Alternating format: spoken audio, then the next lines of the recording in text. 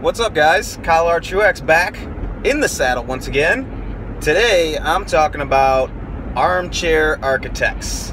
Are they good? Are they bad? Do they serve a role in the golfing world today? I think they are good. I think they do serve a role. However, they can be bad. I know that's such a hot take, but I explain it in this edition of Golf TruAxioms.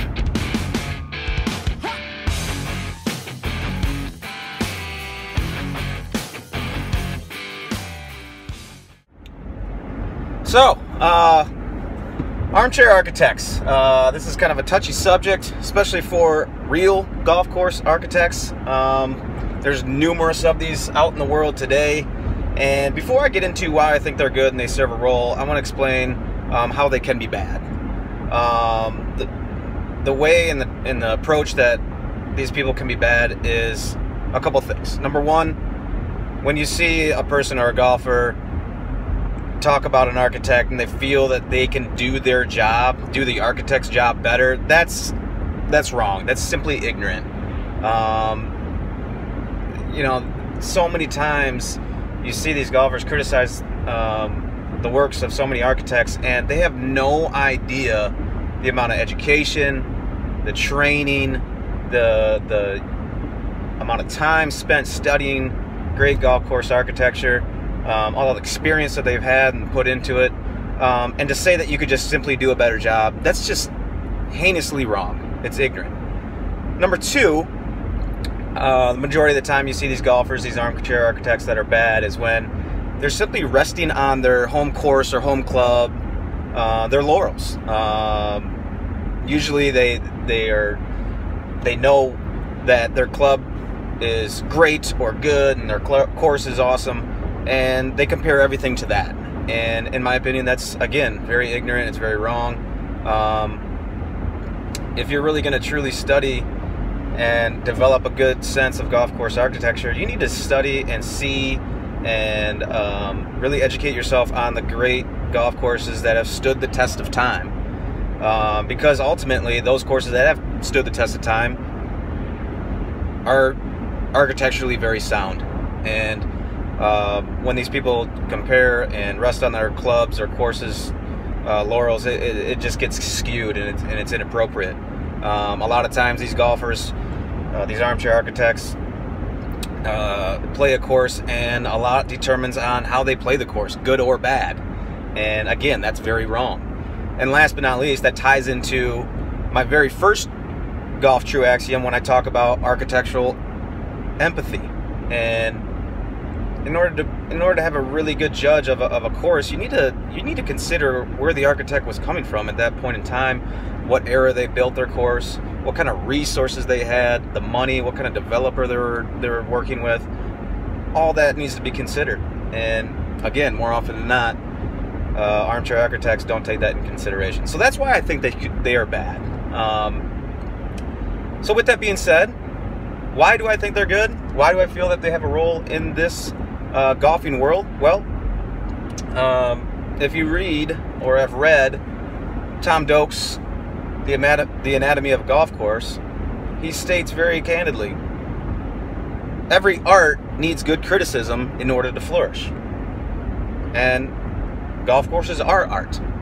And without proper criticism, we can never make good decisions on what is good, what is bad, what doesn't work. And if we just had no criticism, we'd have very bland golf courses, and that's no fun at all. And so let me fix the camera here. There we go. And again, with that point, if you're going to criticize, it should come with merit, due diligence. Have you studied golf course architecture? And if you have, then you can make good criticism and good judgments on golf courses and the architecture and design behind it. And with that being said, Doak, when he made or wrote the book, he was actually, this was prior to him really getting deep into his design business. He also explains that Alister McKenzie, Tom Simpson put a lot on paper before they actually gotten deep into their careers in the architectural field. So it creates a sense of new ideas, fresh ideas. There's a lot of people out there with those fresh ideas and good concepts that if they weren't armchair architects, some of that information would be lost. And that's sad. That's sad. Even you look at some of the great courses, Pebble, Pine Valley, National Golf Links, their architects respectively, those were some of their first designs, and they had fresh ideas, new ideas. Were they considered armchair architects? Obviously, after the fact, no. But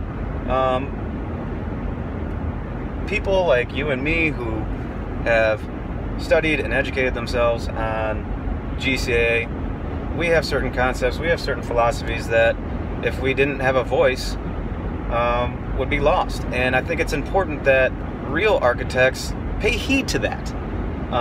Pay attention to what people say about your golf courses. If they're providing constructive criticism, let's take advantage of that. We live in an age now where social media and everything is so readily available, so quick and easy at hand, that people are going to have opinions, and it's going to be widespread. It's going to be that much more attainable. And if we're getting to a point in golf course architecture where we want to provide courses that are playable for all levels, well, these are those people. These are the people that are playing your golf courses every single day. And if you want to create courses for every level of ability, pay heed to these people. Listen to what they're saying. I get it when architects get touchy-feely about random Joe golfer criticizing their golf course. I get that. And to say that they could do their job, like I said earlier, is totally wrong. It'd be like saying a surgeon, no, you can't use your scalpel that way. You need to do it this way. This would be way more better. That's just wrong. But then again, there is a role for these people who have these ideas, these fresh takes, these philosophies on design, their courses. Let's pay attention to what they have to say. That's all I'm saying. People might even question myself. You know, if you follow me on Twitter, I'm the TruAxioms. It's a cheesy name, I know, and it's a little pretentious. I get it. I'm a big word nut. I love doing the crosswords every single day, and I love puns, and so it kind of fits with my name. And you know, golf course architecture, I just roll with it. I know it's cheesy, but again, people would say, well, what do you know? Well, I've done my studies. I've continued to find and discover new and great things with golf course architecture, and I absolutely love it. And I have my own philosophies with that, and how I think should look and play and feel, and that's okay. That's my main point. I think that people like myself, they do serve a purpose, and as long as you're taking the proper steps and the proper concepts, you can make some good criticism out there. And I think it's important for not only architects, but you know, club pros and course managers and people all along the golf industry need to take full heed of what people are saying. So yeah, that's my take. If you're an armchair architect out there, don't be embarrassed by it. Don't sell yourself short. Take honor in the fact that you are, and that you have opinions, and that you have ideas, and you never know, things could be beneficial for you. So that's my golf TruAxiom of the day. I hope you guys enjoy it. Please post some comments, spread it around. I would love to continue this talk. I think it's an important talk to have. You know, give me a thumbs up, thumbs down. Let me know how I'm doing, if you like this or not. I'd really appreciate it. In the end, I do this because I love it, and I just want to provide some good, interesting conversations out there. So, again, appreciate it. We'll see you next time.